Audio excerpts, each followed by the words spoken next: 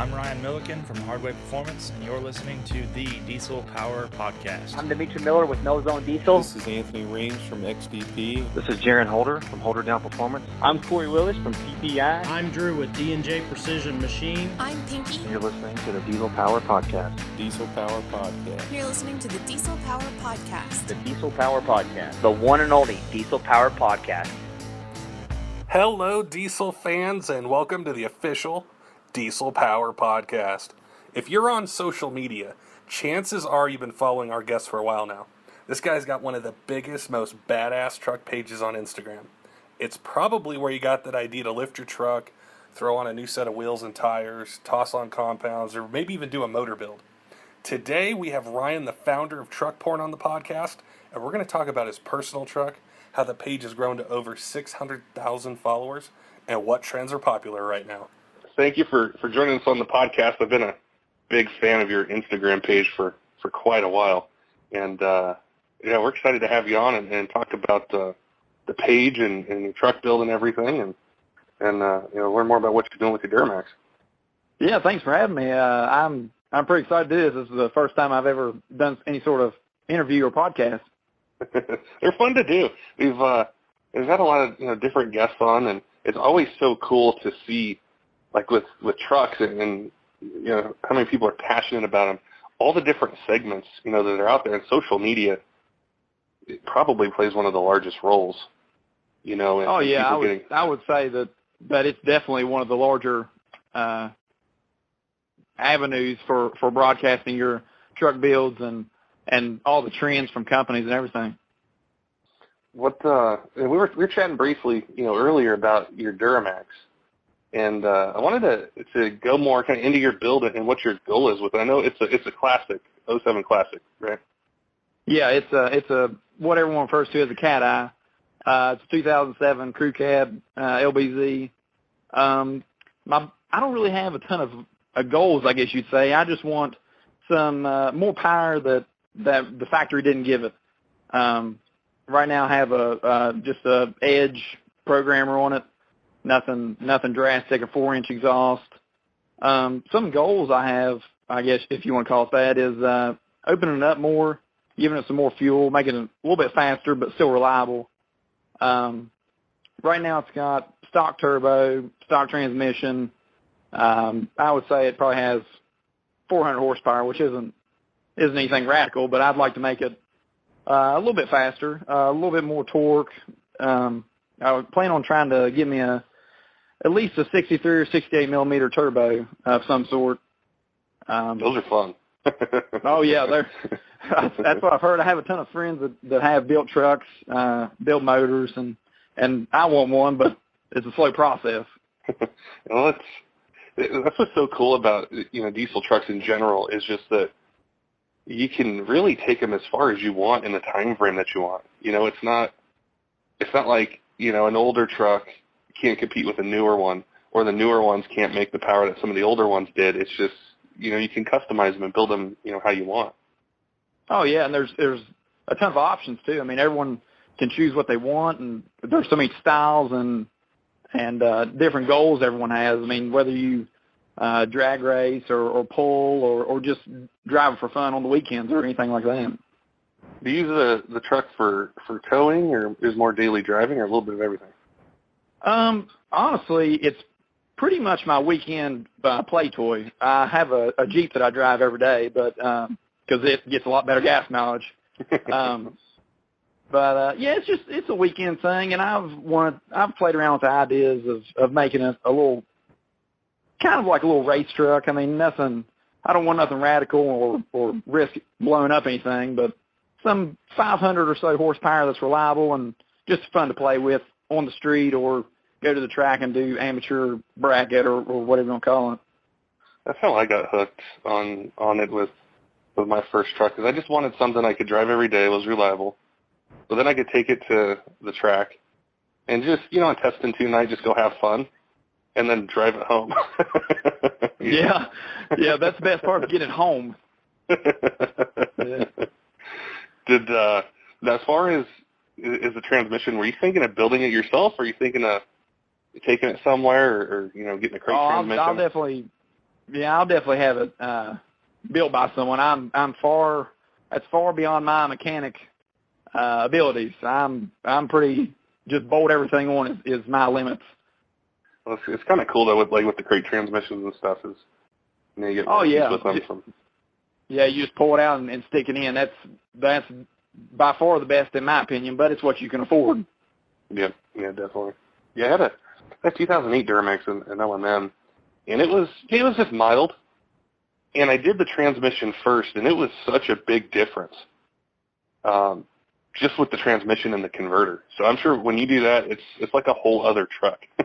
You realize how much power just being lost through a stock converter. And of course, we pulled mine apart and had some clutches that were burnt and stuff. But yeah, it's fun. That's what happens whenever you have a lot of fun in them. You break stuff.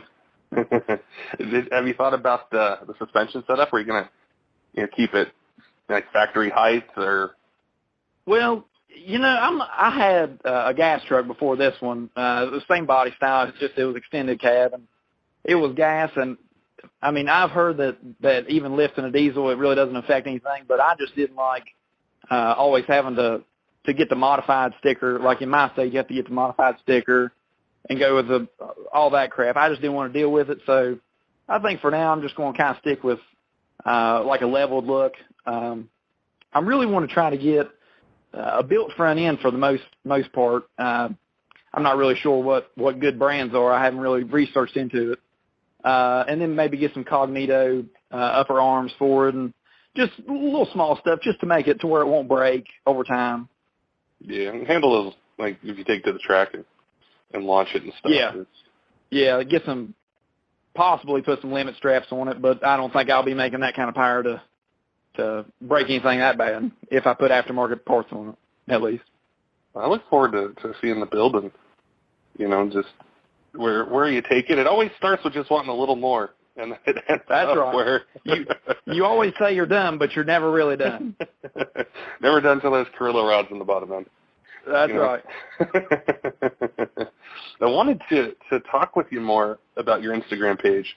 And I know our listeners, they've asked, specifically, a lot of them are on Instagram, and they wanted to know more about it. And your page, you have over 600,000 followers on there. And the first question that came into my mind was, how did you, well, not necessarily how, but what inspired you to start an Instagram page? Well, there was a lot of things. And it really started as a hobby and then turned it more I actually got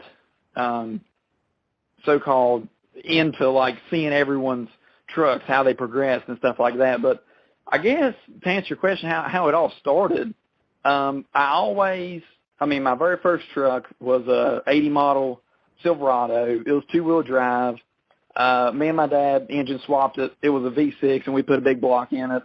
And that's where the passion for seeing other people's ideas and views on what they liked. It's what inspired me to do it. And also, I always seen other Instagram pages that was big. They would post all these really nice trucks, and mine was nice, but it wasn't nice enough for Instagram. And I was like, you know what? I'm going to make one, and then it kind of started like that. I wanted to post the guys that couldn't get posted by the big pages because their trucks didn't have thousands and thousands of dollars dumped into it. So that's kind of how I got started and wanted to do it, and it's just kind of taken off from there. It's blown up way farther than I would imagine.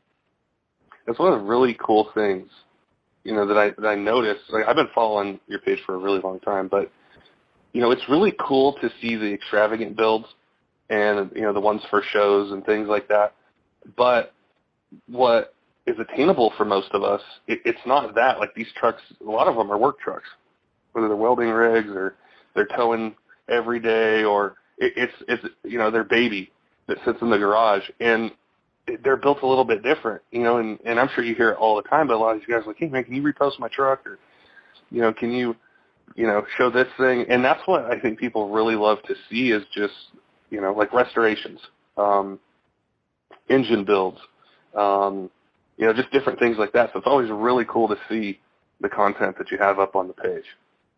Yeah, I mean, I see everything from guys that's working on their trucks in a small garage in their backyard to people that's building trucks for SEMA and representing all these huge companies at a massive convention.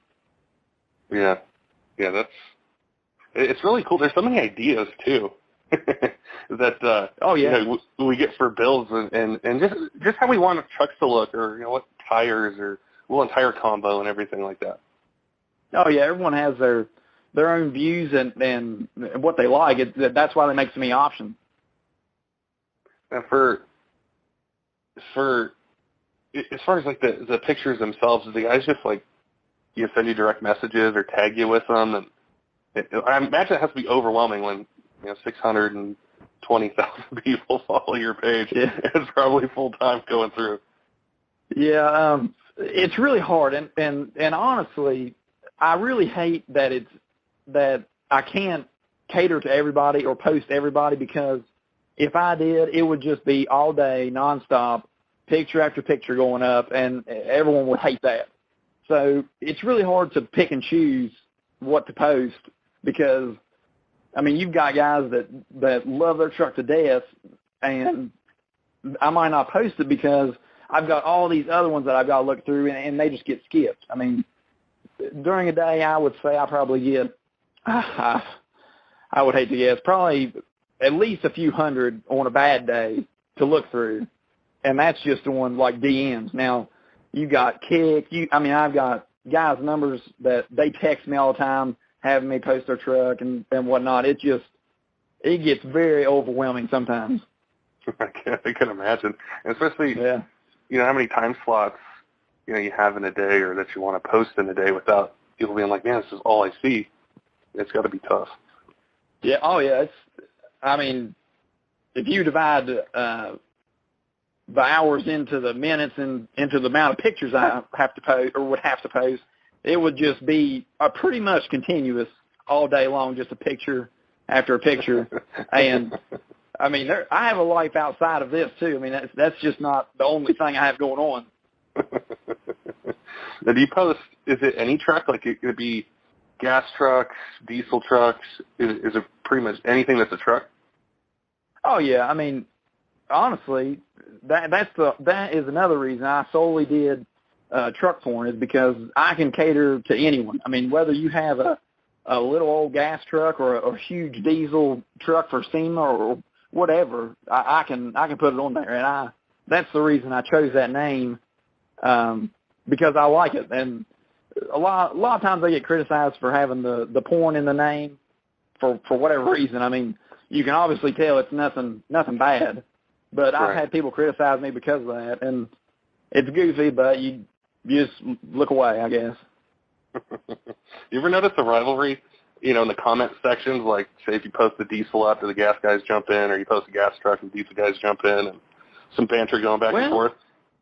Well, I mean, sometimes. Now, if you post a thing that said, if I was to post a picture that said, do you like gas or diesel, or if I post something that's like, do you prefer Chevy, Ford, Dodge, Toyota, et cetera, whatever, however many you want to do, I mean, then the comments just flow and arguments back and forth all day.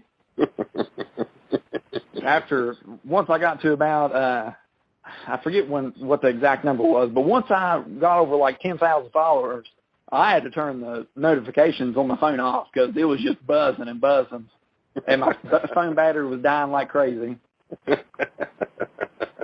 It's really cool to see, because the diesel truck side, which is what we're in and what we cater to, compared to the gas truck market, or just gas vehicles in general, it's so different. It's similar but different. It's like, especially with the performance side, like the gas guys, they've been doing stuff for a really long time with performance and stuff like that. And diesel's really just exploded, here over the last 2, 3, 4 years with the power and just people who want them and everything like that. And it's kind of cool to see the two different ways they've progressed in the aftermarket, Yeah, it's definitely a big change. I mean, even when I was a kid, of course, this was before the diesels had the turbo. No one wanted the diesel because they were just turds. But once they turboed them, then it was just, I mean, it's not stopped since that. It just went through the roof.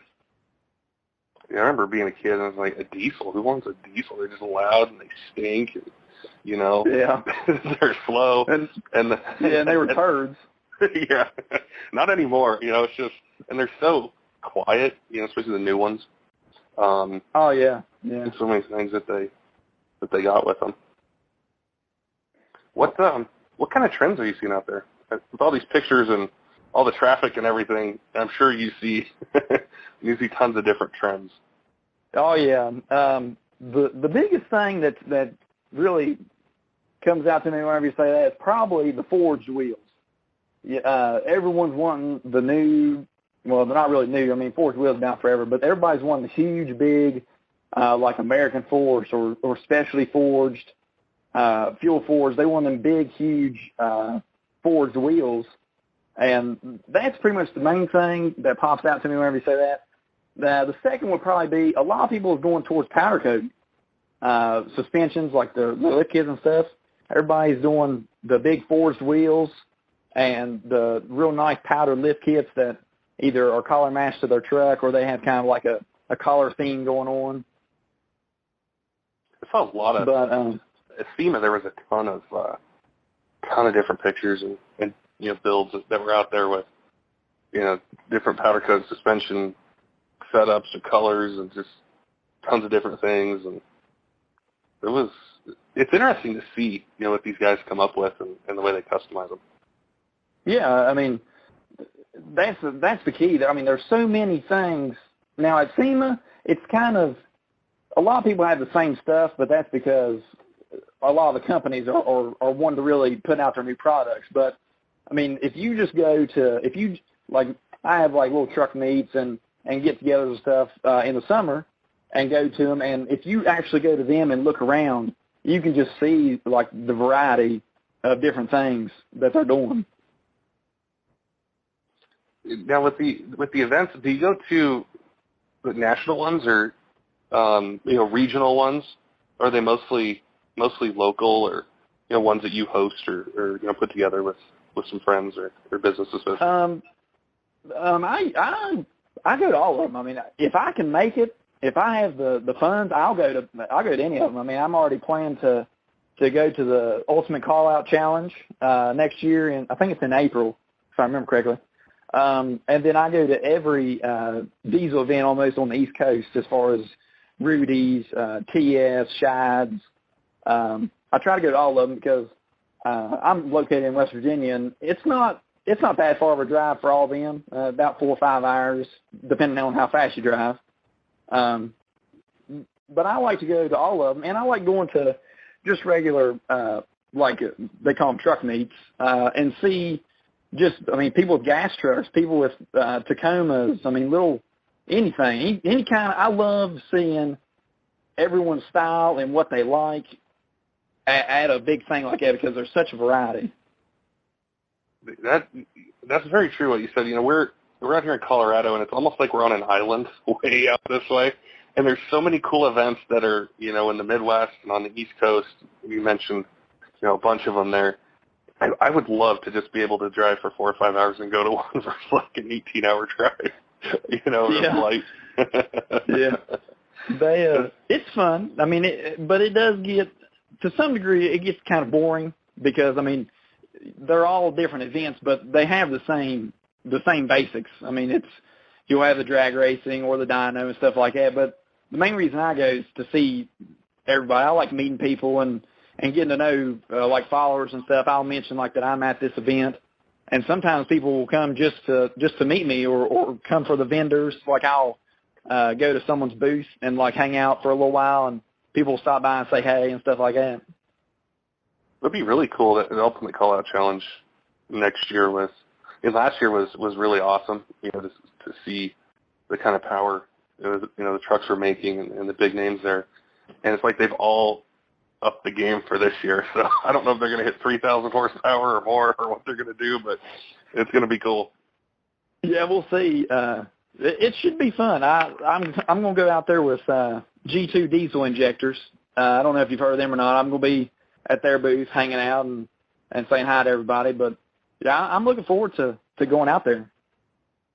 Now, I noticed on your Instagram page, you also have a store. So you have, like, apparel and decals and tons of things like that, right?